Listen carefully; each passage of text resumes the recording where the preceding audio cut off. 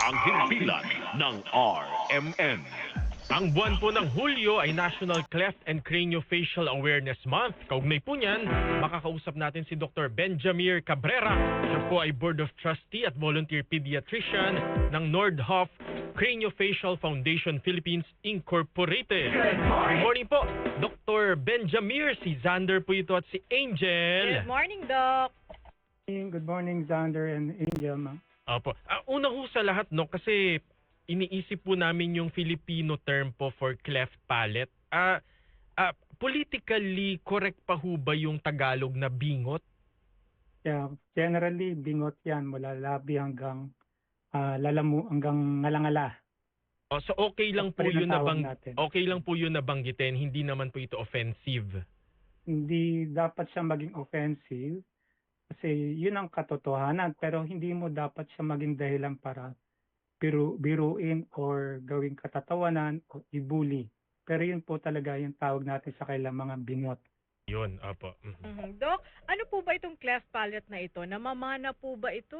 O paano po? Okay. Bakit po nagkakaroon ng ganyan? Ang cleft palate po yung hiwa po sa ngalangala yan. Pag sinabing palate, yung ngalangala natin, yan po yung palate. Yung cleft lip naman, yung hiwa naman mula sa labi kahit na konti lang hanggang sa ilong. No? Yung mga dahilan, pwedeng siyang genetic, meron yan. Depende. So may mga, minsan 50%, may sinasabi rin mga, pag may isang magulang, pwedeng as low as 5, pero pagka may magulang at anak, maakit ng 30 to 50% ang tsansa. Pero malaki ring bagay po yung, yung multifactorial. Halimbawa po yung kakulangan ng folic acid, yung pagbubuntis, yun ang common. Yung exposure po sa mga nakakasirang chemical, lalo sa first trimester, unang 3 buwan ng pagbubuntis, kasi yung development po ng pagbuo ng labi at ngalangala ay nangyayari sa unang 3 buwan. Actually, kung sa labi, nabubuto hanggang 6 na linggo, tapos yung ngalangala mula 7 linggo hanggang ika-12 linggo. So ano mang maging problema, ma-expose sa sigarilyo, ma-expose sa mga halimbawa gamot, halimbawa kung may seizure, yung phenytoin ng isa sa mga notorious na kilalang nagbibigay ng taas ng risk, na ibig sabihin pagkakataon para magkaroon ng bingot o cleft lip or palate.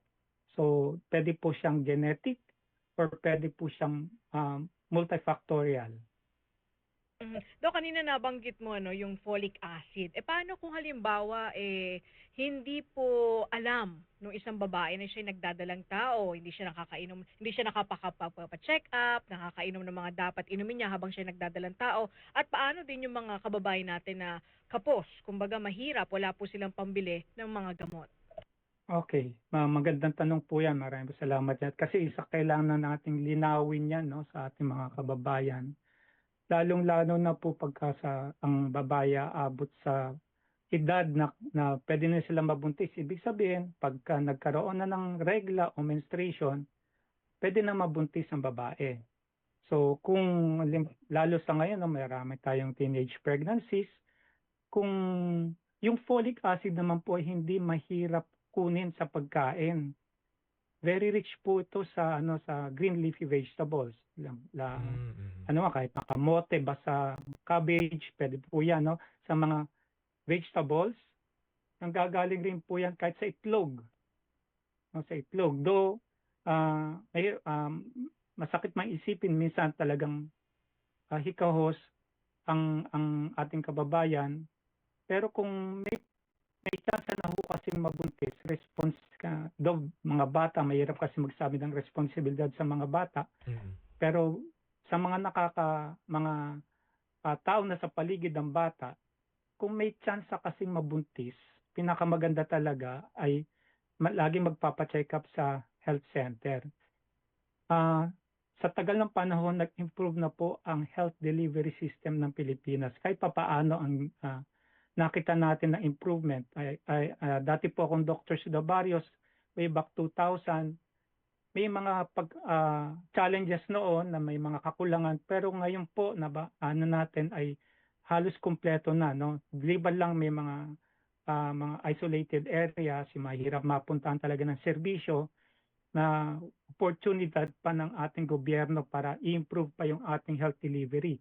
So dahan-dahan naman po kahit papaano nagkakaroon tayo ng pag-unlad, no, para sa health delivery. So kung may mga anak po kayo, limbawa nabalitaan nyo may nobyo, depende rin po sa alaga natin, sa patnubay natin, pinakamaganda po kasi mataas talagang chance kung nagre-regla na kung may exposure na po sa paginiig ay pwede humabuntis kung napabayaan po siya at kulang sa sustansya. Napakasimple lang po ng folic acid. Folic acid, folate pag natural, pag synthetic ay folic acid ang tawag. May mga supplement ng folic acid pero yung folate po ay readily available sa mga green leafy vegetable at sa itlog. Maayos po siyang sources po. Opo, kumbaga So dapat bantayan natin mga bata. Nang libre, nang hindi mo kailangan ng libre po, supplement. libre. Saka marami pong yung mga generic, marami na po kasing mas murang na sources ko, limbawa kailangan nating bumili. Opo. Dok, totoo raw ho ba na nagkakaroon daw po ng cleft palate kapag na-x-ray po ang isang buntis? Ano po yan? Myth yan, myth. Kasama yung po yan sa sa tinatawag nating teratogens o kaya yung mga condition o mga substances na ma-expose sa first 3. So extra exposure yon, mataas ang risk. Ang maganda lang po ngayon, yung ating mga x-ray machines po dahil makabago na, ay mas mababa na ang radiation. Yan kasi before ho, 'di ba, kung ewan ko kung naranasan niyo ma-x-ray ng mga bata kayo, noon ramdam mo yung pasok may para kang tinapik kung magpapa-x-ray ka. Ngayon di mo na maramdaman, natapos na pala. So yun po yung radiation levels ng x-ray sa ngayon mga bagong gamit natin ngayon ay mas mababa na. Though meron pa rin pong risk, may pagkakataon pa rin lalo na kung may halimbawa kulang ka na sa folic acid, na expose ka pa, kaya obese ka pa, expose ka sa sigarilyo, so multifactorial. So pwede po silang magsama-sama o magsanib-sanib para magkaroon ng epekto at magkaroon ng resulta ng pagkabingot. Pero sa x-ray po, hindi lang po pagkabingot ang pwedeng mangyari. Opo. Dok, kailan po ba dapat maoperahan na isang bata na meron pong cleft palate? Sa operation po. Sa amin sa Nordoff Craniofacial Foundation, ang pinakamaaga naming pag-oopera ay sa labi po ay sa 3 buwan. Pero meron kami mga requirement. Kailangan yung bata ay at least 5 kilo. Kasi unang-una sa 3 buwan, mas stable na pagbuo na ng labi, hindi masyadong maghiwalay. Pero bago ho kasi inihahanda pa, nilalagyan na ng lip tape o kaya sa ngalangala, naglalagay rin kami ng nasoalveolar molding o parang pustiso ng ngalangala, niyahanda po muna sila. Pero sa akin po as a pediatrician na volunteer po ng Nordoff, ang obligasyon ko po ay ihanda po ang mga bata na pinakamaganda talaga makita namin pagkapanganak, mag-guide namin ng mga magulang. So pag abot po nila ng 3 buwan, kailangan po ng 5 kilo na po sila at yung requirement ko rin po yung pula ng dugo dapat po mataas. Yan ang po yung mga requirement po natin. So pinakamaganda po, madali naman po, ang dami na pong providers ng free surgery po for cleft lip and palate. One is our foundation, Nordoff Craniofacial Foundation. Libre po? Na we are very visible po. Opo, ayun, kumbaga po, para po dun sa mga magulang na baka nangangamba na teka lang, wala kaming pampa-opere pero gusto namin sanang ipaayos po yung aming anak. Lumapit po sa Nordoff. Kumbaga po, magpapaschedule lamang. Opo, kailangan lang nila, halimbawa, lahat naman po tayo siguro, malaking porsyento ng Pilipino ay may cellphone, lahat po ay nakakapanood ng Facebook. Yeah. So, Hanapin lang po yung tapos mag-message lang po, napaka-aktibo po ng aming staff para sumagot po ng kung paano pupunta. May mga pagkakataon ho nga kaming walang-wala talaga eh. Walang-wala talaga, tapos ginagawa na para ng organization, meron kami tinatawag na smile jeep. Halimbawa sa isang lugar, kung may area doon, ang kailangan lang po nila pumunta doon sa lugar kung saan ang smile jeep, tapos dadali na po sila sa center namin. Susunduin pa. Galing. Susunduin pa ho. Mhm. So, yung iba naman po, mas mas diskarte, yun lumalapit sa barangay. Inihahatid ng ambulance sa hospital. Ang pinaka-main po naming operation ay sa Our Lady of Peace po dito sa Parañaque. Mhm. Opo. Sir, question lang po, paano po kung may edad na? May edad na, wala rin pong problema. Yan rin po, marami diba, marami tayong nakakasalamuha, no, na yung mga bingot na matatanda. Functionality wise, mahirap nang i-correct, no? Opo. Yung speech. Konti na yung pagsasalita. So, ngongo na po sila. Pero po, malaking bagay pag aesthetic. Lumalakas po yung kumpiyansa nila kasi buo na po yung labi nila, no?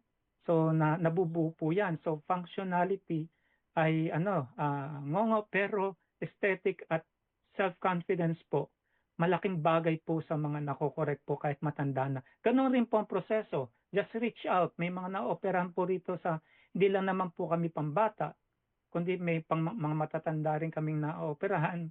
Pero nga lang, since pediatrician ako, hindi na ako ang nag-aasikaso sa kanila kasi hanggang 18 years old lang. Pero maasikaso po sila. They just have to message us lang po actually sa Facebook Messenger. Yan. So, na lahat naman po ngayon sa Pilipino ay marunong mag-Facebook Messenger. Correct. Kahit pa paano po. Opo, siguro Doc Benjamir, mensahe na lamang po sa ating mga tagapakinig at yung sa mga magulang na yung kanilang anak ay meron pong cleft palate. Opo. Una-una ho, malaki po ang pagkakataon na maayos ang challenge po ng anak, no? Huwag na ho natin hayaan ng takot o kaya pangamba na wala hong tutulong na sa amin, wala kaming pera. Hindi ho dapat ganun ang maging isip natin. Bilang mga magulang, obligasyon po nating ayusin ang buhay ng ating mga anak. Isipin nyo, pag napabayaan natin lang dahil sa takot, natakot ako o kaya nangamba ako, walang tutulong sa akin. Hindi po, ang dami-dami pong tumutulong na sektor ng lipunan para maibsan, no, ang ganyang suliranin, ang ganyang challenges. At yun, isa sa mga mga bingot ay meron rin po silang considered silang disabled person. So dapat sila sa PWD. So lahat ng pasyente namin ay PWD. Pero may mga nabalitaan po akong mga bayan na mahirap kumuha dahil sinabi nako-correct naman. Hindi po. Hanggat hindi na po nako-correct yan, PWD po sila. Kahit na-correct na po at may disability pa rin sa pagsasalita o anuman, PWD pa rin sila. Pero kung perfectly corrected, wala kang problema sa pagsasalita, saka lang po mag-expire ang PWD. So dapat po, lahat ng LGU po natin ay maging mabait, mas madali po sanang i-grant ang PWD ID sa ating mga cleft lip and palate kasi kakailanganin nila ng mga lahat ng tulong. Sa mga magulang po, just reach out po. Wag ho kayong mahiya. Mag-message lang po kayo, asikasuhin po kayo ng aming staff sa North of Craniofacial Foundation. So, madali ho kaming hanapin po. Kahit na NCFI, PI po, i-type nyo lang sa Facebook, lalabas po yung aming doon, yung aming dashboard, yung aming page, no? Then madali lang, pasok lang doon, then diretso sa Messenger. Then tinry ko kagabi, ang dali-dali po. Actually po, madali nga pong i-search. Oo, dali pong i-search, kaya yun po, kung di naman kayo marunong mag-Facebook, makiusap po kayo. Tapos marami po tayong paraan. So, we are catering from Mindanao, do may mga centers na kami sa Mindanao, as far as Luzon. Ang tawag namin, pag malayo po sa area ng Metro Manila, pinaprioritize po namin sila. Ang tawag namin doon, social emergency. So, sinisingit po namin sila sa pila. Opo. So, Pag yun ang, malayo sa yun ang Metro isa Manila, sa mga no? behavior Mm. po ng staff namin. Iuunahin at uunahin namin sila. Marami hong ganyang kaso sa amin. So, marami ho kaming natutulungan since nagsimula po ang Nordoff. Opo. Maraming salamat po at mabuhay Thank po you ang po, Nordoff Dr. Craniofacial Benjamin. Foundation. Maraming po salamat sa pagkakataon. Sana po ay dumami pa mga lumapit para magpaayos ng kanilang mga anak na may mga bingot o mismong matatandang may bingot. Marami po salamat. Opo, ayan, iniaalok na po sa inyo mga kababayan ha, ni Mhm. Dr. Benjamin Cabrera. Libre po. Libre. Mula hatid po sa inyo ng Nordoff Craniofacial Foundation Philippines yung operasyon po para sa mga bingot. Dapat po maagang makorek Correct. kasi po paglaki po nila magkakaproblema na po sa speech, no? As early as 3 months. 3 months daw po pwede na. Ayan. Samantala po naman